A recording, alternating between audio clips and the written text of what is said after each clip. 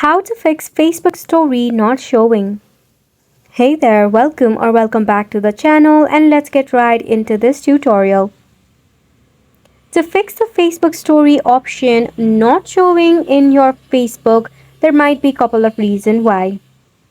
So make sure that your Facebook application is up to date first and foremost.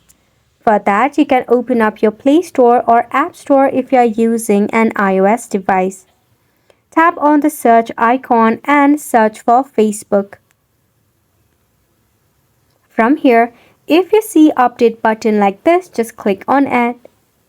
Launch it after it is up to date.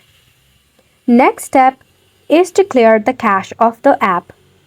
For that, open up your phone settings. Within your phone settings, head over and click on the apps option. Head to all apps.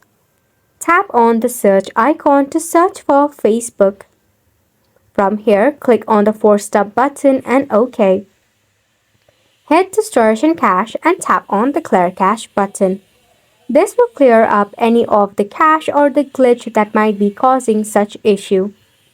So those are some of the ways to fix the issue of Facebook story not showing. We hope that you found it informative and helpful to you, and thank you so much for tuning in.